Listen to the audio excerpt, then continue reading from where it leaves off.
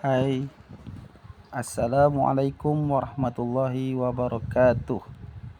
Selamat datang di video pembelajaran PAI kelas 8 semester 1 dengan Pak Salihin. Adapun judul pada hari ini mengimani kitab-kitab Allah dan mencintai Al-Quran.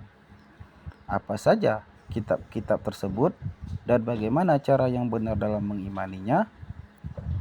Mari kita lihat cuplikan berikut ini.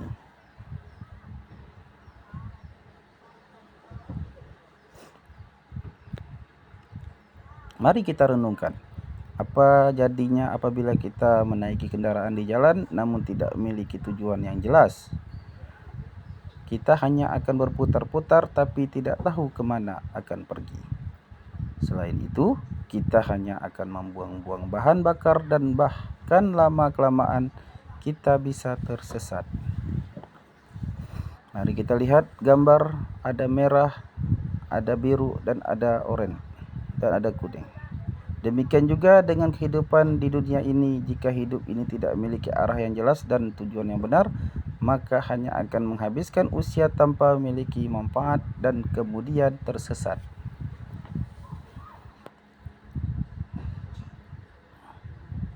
Mari kita lihat gambar kitab. Satu, di sini ada namanya kitab Taurat.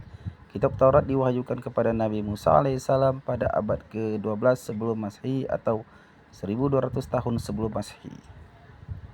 Nama Taurat berarti hukum atau syariat. Pada saat itu, Nabi Musa alaihissalam diutus oleh Allah Subhanahu wa taala untuk berdakwah kepada Bani Israel yang telah ia bebaskan dari cengkraman Fir'aun. Adapun bahasa yang digunakan dalam kitab Taurat adalah bahasa Ibrani. Sebagai muslim tentu kita wajib mengimani kitab Taurat ini sebagai wahyu dari Allah Subhanahu wa taala. Karena Allah telah menerangkan dalam Al-Qur'an, tepatnya pada Quran surah Al-Mu'minun ayat 49. Bismillahirrahmanirrahim.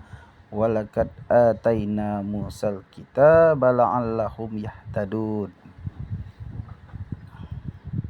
Artinya, dan sesungguhnya telah kami berikan Alkitab atau Taurat kepada Musa agar mereka Bani Israel mendapat petunjuk. Adapun pokok-pokok ajaran yang ada dalam kitab Taurat yang diturunkan di Bukit Sinai tersebut adalah sebagai berikut. 1. Perintah mengesahkan Allah. 2. Larangan menyembah berhala atau patung.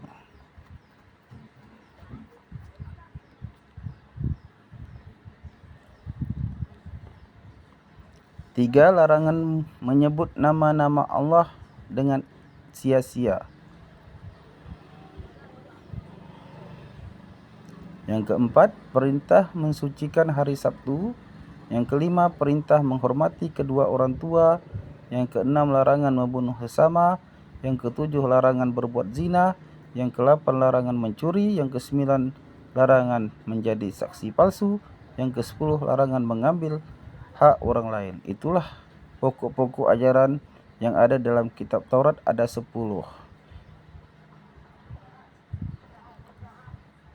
Yang kedua, kitab Zabur. Kitab Zabur diturunkan Allah Subhanahu wa taala kepada Nabi Daud alaihissalam untuk Bani Israel atau Bani Yahudi. Kitab ini diturunkan pada abad 10 sebelum Masehi, 2 abad setelah Taurat di daerah Yerusalem. Adapun kitab ini ditulis dengan bahasa Kipti. Bismillahirrahmanirrahim.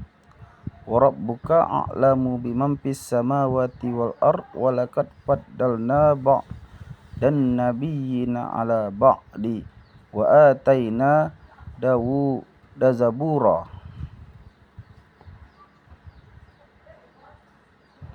Dan Tuhan-Tuhanmu lebih mengetahui siapa yang ada di langit dan di bumi, dan sesungguhnya telah kami lebihkan sebagian nabi-nabi itu atas sebagian yang lain, dan kami berikan Zabur kepada Daud. Quran surah Al-Isra ayat 55. Yang ketiga, kitab Injil. Kitab Injil diturunkan kepada Nabi Isa alaihissalam pada permulaan abad 1 Masehi atau 11 abad setelah kitab Zabur. Kitab Injil sendiri diwahyukan di daerah Yerusalem dengan bahasa Suryani dan diperlukan bagi Bani Israel.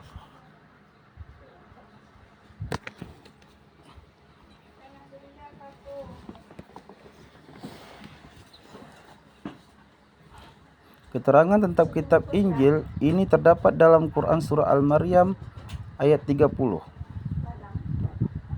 Qala inni Abdullahi atanil kitab wa ja'alani nabiyya. Berkata Isa, sesungguhnya aku ini hamba Allah, dia memberiku Alkitab atau Injil dan dia menjadikan aku seorang nabi. Perlu diketahui bahwa perkataan Nabi Isa tersebut terjadi ketika ia masih bayi yang belum lama dilahirkan.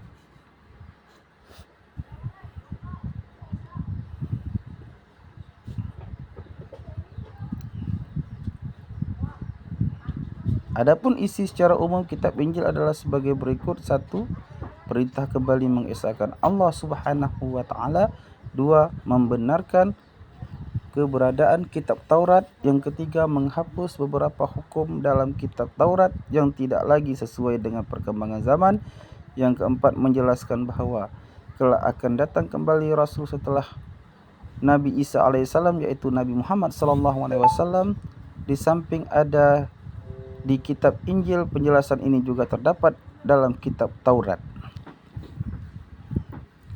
Yang terakhir yaitu kitab Al-Quran. Kitab terakhir, kitab Al-Quran merupakan kitab yang diturunkan Allah Subhanahu wa taala kepada Nabi dan Rasul yang terakhir, yaitu Nabi Muhammad sallallahu alaihi wasallam.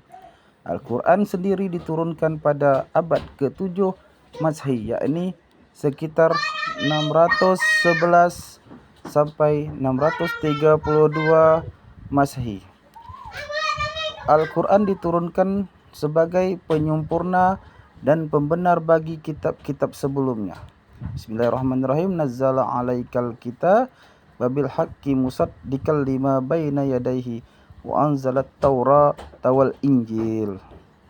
Artinya, dia menurunkan Alkitab Al-Quran kepadamu dengan sebenar-benarnya, membenarkan kitab yang telah diturunkan sebelum dan menurunkan Taurat dan Injil. Quran surah Al-Imran. Kitab Al-Quran. Adapun secara umum ajaran pokok yang terkandung dalam Al-Quran: 1. Akidah atau keyakinan, yaitu hal-hal yang berkaitan dengan keyakinan seperti mengesahkan Allah Subhanahu wa taala dan meyakini malaikat-malaikat Allah Subhanahu wa taala. Yang kedua, akhlak atau budi pekerti, yaitu berkaitan dengan pembinaan akhlak mulia dan menghindari akhlak tercela. Yang ketiga, ibadah, yakni yang berkaitan dengan tata cara beribadah seperti sholat, zakat, dan ibadah yang lainnya. Yang keempat, muamalah, yakni berkaitan dengan tata cara berhubungan kepada sesama manusia. Yang kelima, tarikh atau sejarah, yaitu kisah orang-orang dan umat terdahulu. Itulah tadi 4 kitab yang perlu kita ketahui.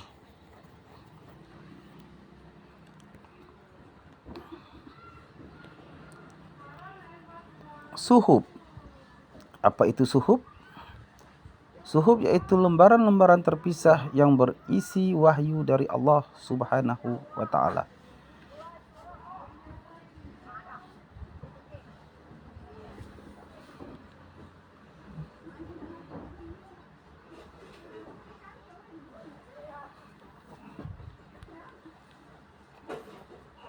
Bismillahirrahmanirrahim. Innaha lapis suhufil ula suhufi Ibrahim wa Musa. Artinya, sesungguhnya ini terdapat dalam kitab-kitab yang dahulu, yaitu kitab-kitab Ibrahim dan Musa. Quran surat Al-A'la ayat 18 sampai 19, surah ke-87. Secara rinci, Nabi Ibrahim menerima 10 suhuf, Nabi Musa juga menerima 10 suhuf. Bagaimana cara yang benar dalam mengimani kitab-kitab tersebut? Cara mengimani yang benar yang adalah: 1. meyakini dengan sepenuh hati bahwa kitab-kitab tersebut asalnya dari Allah Subhanahu wa taala. Yang kedua, boleh mempelajari kitab-kitab Taurat, Zabur, Injil namun tidak untuk diamalkan karena kitab-kitab tersebut sudah tidak berlaku semenjak turunnya Al-Qur'an. Yang ketiga, wajib bagi umat Islam untuk bisa membaca, mempelajari dan mengamalkan isi dari Al-Qur'an.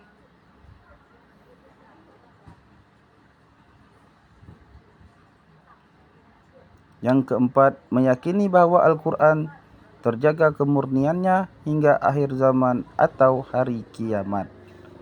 Bismillahirrahmanirrahim. Inna nahnu nazzalnal zikra wa inna lahu lahafizun. Artinya, sesungguhnya kamilah yang menurunkan Al-Quran dan sesungguhnya kami benar-benar memeliharanya. Quran Surah Al-Hijr ayat 9. Demikianlah penjelasan dari mengimani kitab-kitab Allah yang telah kita pelajari hari ini. Terima kasih.